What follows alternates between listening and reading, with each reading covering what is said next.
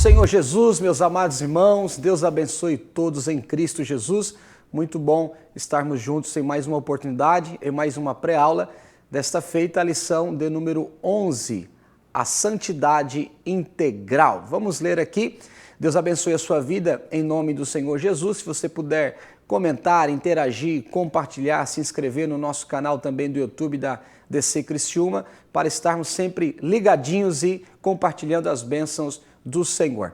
Santidade integral. Texto do dia, que é o texto áureo, que é o texto de ouro, o texto em ênfase, está em 1 Tessalonicenses, capítulo 5, verso 23, que diz assim: E o mesmo Deus de paz vos santifique em tudo, em todo o vosso espírito e alma, e corpo sejam plenamente conservados e irrepreensíveis para a vinda do nosso Senhor Jesus. A síntese: a santidade deve abranger o ser humano por completo, espírito, alma e corpo. Temos aqui os objetivos, que eu julgo interessante, importante, na verdade, é você cumprir esses objetivos. O primeiro objetivo, mostrar que o ser humano é um ser integral. Segundo objetivo, compreender como se dá a santificação da parte imaterial do ser humano, do espírito e alma, entre parênteses. E o terceiro objetivo, caro professor e professora da classe de jovens, é saber como se dá a santificação da parte material do ser humano, entre parênteses, corpos. Vamos ler ali. Temos a leitura bíblica em classe, aconselhamos a dinâmica desta leitura. Dê um versículo para cada jovem, ler para cada aluno, para eles participarem também. A introdução, o texto de 1 Tessalonicenses, capítulo 5, verso 23, apresenta o ser humano integral, espírito, alma e corpo. Nesta lição deste domingo, veremos que a santificação também deve ser integral, abrangendo o ser humano em sua totalidade. Para isso, será analisado o impacto da santidade nessas três áreas, começando pelo espírito. Aqui nós temos o primeiro tópico: o ser humano é integral, espírito, alma e corpo. Lembrando, caro professor e professora da nossa classe de jovens, que as nossas pré-aulas dão subsídios. Não necessariamente iremos aqui ler toda a lição, é algo que você deve fazer na sua aula, aconselhamos, tem toda uma estrutura teológica, de teólogos, estudiosos, pastores, mestres na palavra que preparam esta lição, e nós aconselhamos ler toda a lição durante a sua aula, lógico, de maneira fragmentada, pausadamente, e explicando cada tópico, subtópico e acrescentando. O que são subsídios? Subsídios são reforços, acréscimos, pontos de vistas, e neste slide eu coloquei aqui versículos, frases para te auxiliar, para ajudar na sua área, na sua aula, e nós esperamos que seja uma bênção para a sua vida e para a sua aula e para os seus alunos. O ser humano é integral, espírito, alma e corpo. Vamos ler um pouco aqui. O conceito de ser humano integral. Para entender o conceito de ser humano integral e a influência deste na construção teológica no primeiro século, se faz necessário conhecer um pouco da visão da cultura helênica para contrastá-la com a judaica. Os gregos acreditavam em uma antropologia especialmente platônica, que era dicotomista, o ser humano em duas partes, corpo e alma. Nesta visão, a alma era supervalorizada, sendo considerada a parte do bem. Já o corpo era tido como a parte do mal, consequentemente desvalorizado e considerado o cárcere da alma. 2. Alma e espírito, a parte espiritual do ser humano. Aqui nós já ficamos com a versão bíblica, você percebe que ele coloca ali duas posições em contraste, a dos gregos e a dos judeus, e a versão bíblica, né? Os judeus não acreditavam na parte do espírito, somente o corpo e alma, mas a Bíblia, ela nos traz a informação dessa tricotomia, espírito, alma e corpo. Então você explica essas diferenças na época onde a igreja de Corinto teve dificuldades em entender, outras igrejas por causa desse helenismo, vamos colocar assim a palavra. Temos professor aí para nos auxiliar também. Alma, espírito, a parte espiritual do ser humano, ponto 2 ali. O espírito humano foi gerado a partir do Criador. Nele o ser humano tem consciência de Deus e das coisas espirituais. e tem conexões com as realidades divina e espiritual. Temos ali a referência em 1 Coríntios 6 e 17, aconselho ler. Enquanto a alma é a sede da personalidade, lugar dos sentimentos, pensamentos e decisões, tanto o espírito quanto a alma são eternos e se mantêm unidos após a morte. Vamos um pouco adiante aqui. A santidade do espírito e da alma. A santidade do espírito e da alma.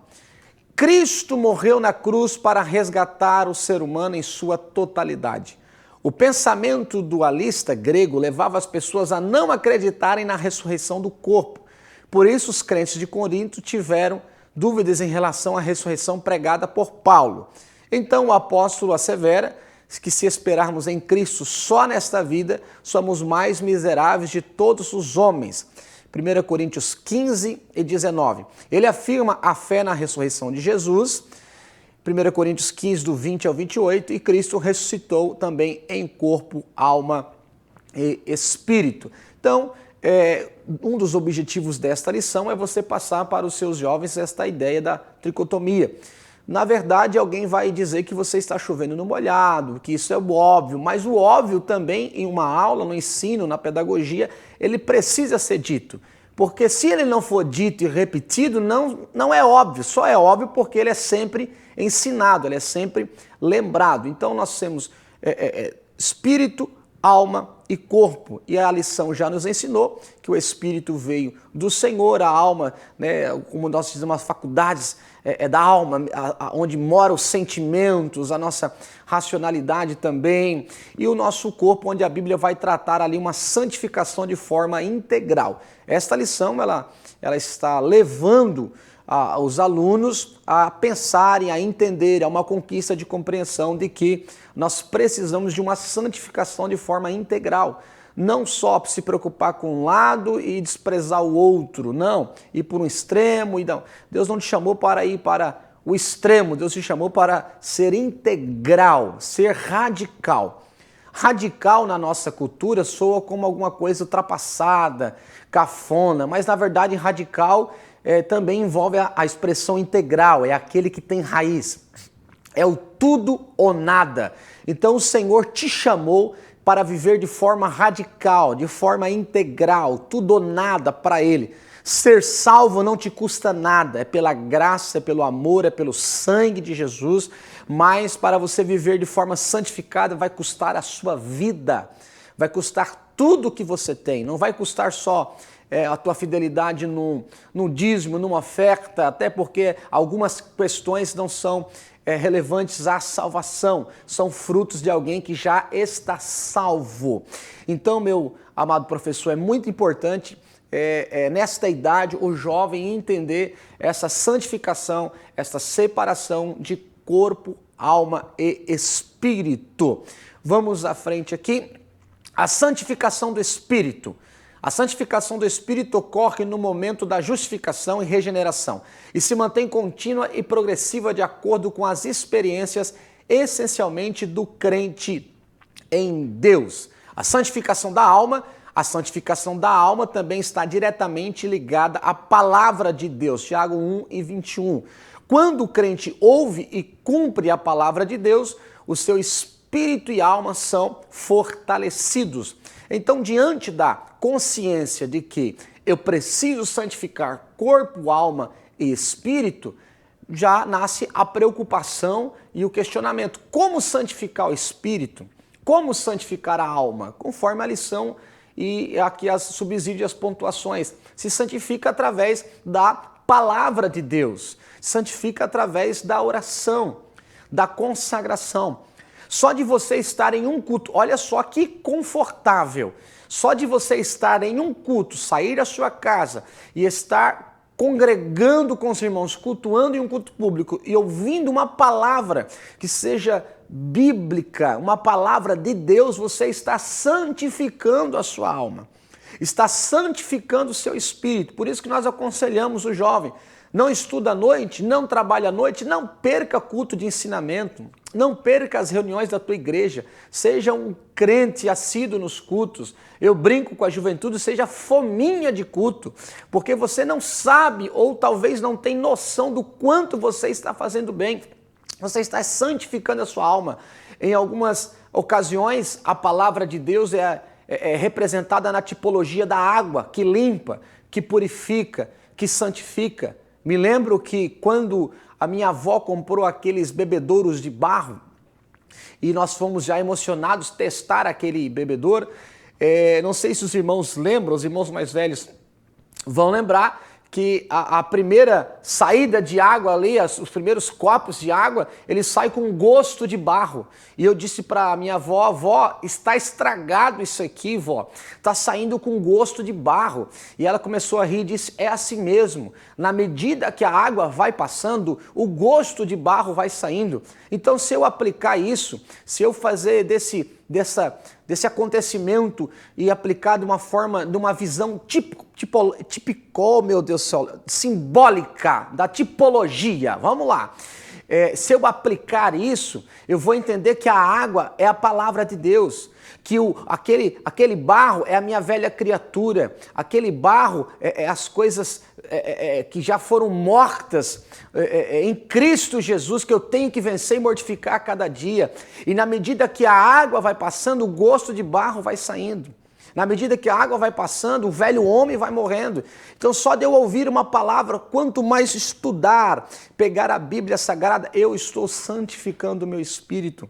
Eu estou santificando a minha alma através da palavra de Deus.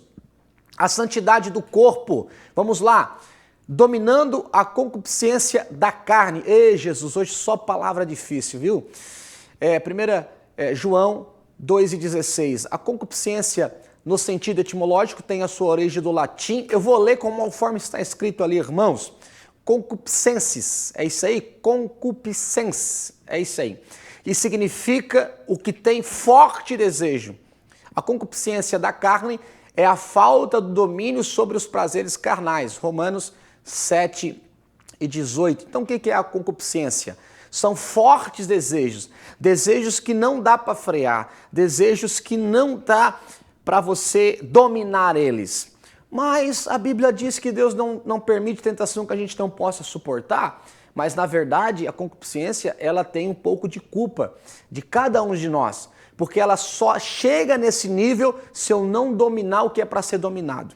Então se eu não dominar o que é para ser dominado, eu vou ser dominado por aquilo que eu não conseguir dominar. Irmão Max, embaralhou aqui a minha mente, não estou entendendo essa colocação. Eu tenho desejo da carne. Nem tudo é demônio, tem coisas que são hormônios, tem coisas que são carne. Mas Deus não vai permitir uma tentação que eu não consiga dominar. E eu estou aqui dominando no espírito, na palavra, no jejum, na vigilância, santificando o corpo. Então aquilo ali não é uma concupiscência, é apenas um desejo da carne.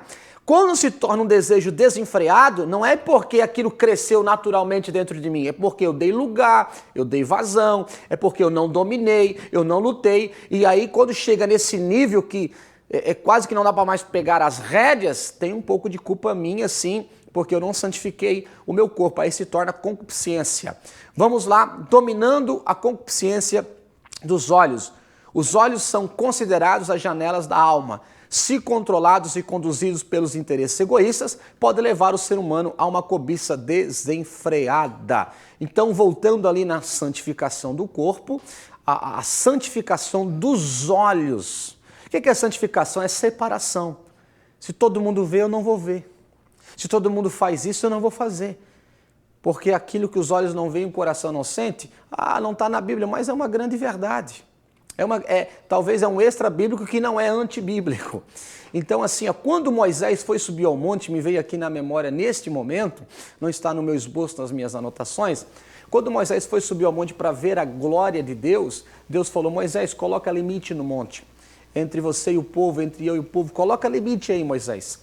E Moisés colocou limite. Todas as vezes que Deus vai manifestar, que Deus vai fazer alguma coisa, ele coloca limites. Uma casa sem limites não cria filhos, cria bastardos. Uma igreja sem limites. Eu quero uma igreja sem limites. Você não quer igreja, você quer um clube social para enganar a sua consciência e você viver de forma tranquila. Toda casa que for séria, que for ter palavra, ela vai ter limites. Quer ver a glória de Deus, quer ter uma vida com Deus, coloca limite no que você vê, coloca limite no que você ouve, coloca limite no que você fala, coloca limite com quem você anda. E através dos limites da separação, da santificação e principalmente dos olhos, se você colocar limites, se desviar do mal, da aparência do mal, você vai estar santificando o seu corpo, fortalecendo o seu corpo.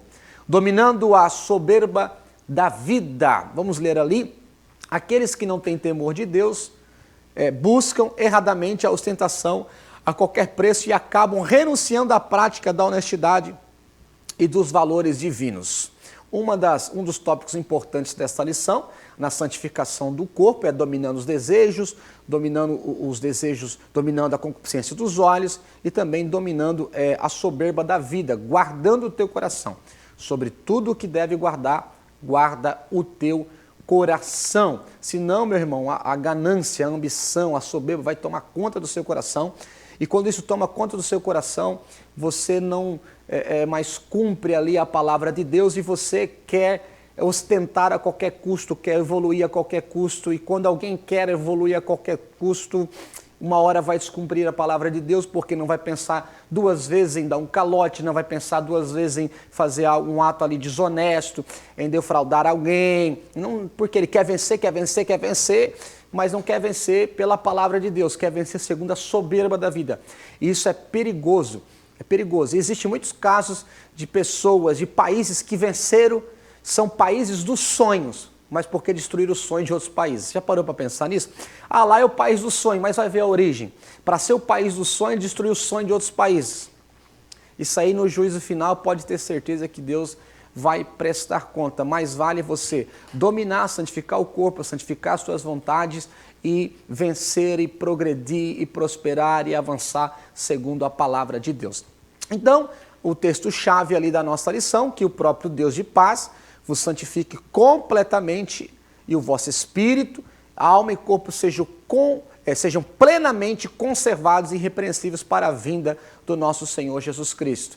Alguém vai dizer assim, ô professor, ô meu líder de jovens, ô meu pastor, Deus só quer o coração. Aí eu aprendi com um líder de jovens meu uma frase até engraçada, Deus não é açougueiro para querer só o seu coração. Deus quer a santidade dos seus olhos, a santidade no seu falar, a santidade no seu se portar. Ah, mas vai falar de uso e costume. E meu irmão, um jovem cheio do Espírito Santo sabe como se vestir. Uma moça cheia do Espírito Santo, que ao se arrumar para ir a um culto, a uma reunião, a um aniversário, vai para frente do espelho, dá esse conselho para o seu aluno, vai para frente do espelho e olha, Espírito Santo está aprovado, o Senhor se agrada. Eu não estou falando de estilo de roupa, nem de uso e de costume, eu estou falando de uma vida santa, onde você vai passar, o jovem vai passar lá na faculdade, vai passar lá no trabalho e alguém vai dizer, esta moça é uma santa menina de Deus, uma santa mulher de Deus, esse rapaz é um santo homem de Deus. Então Deus não quer só o teu coração, é corpo, alma e espírito, ou na sequência, espírito, alma e corpo. Muito bem, meus amados irmãos, nesta lição deste domingo aprendemos que o ser humano atinge a santidade integral quando busca um relacionamento sincero e íntimo com Deus por meio do Espírito Santo. Quando permitimos que o Consolador controle os nossos sentimentos, emoções e vontades, lembrando que com a sua participação, passamos a viver de modo que o nome do Senhor é glorificado em nossas vidas e Cristo tem sido glorificado em toda... Ah, tem uma pergunta. Cristo tem sido glorificado em toda a sua maneira de viver?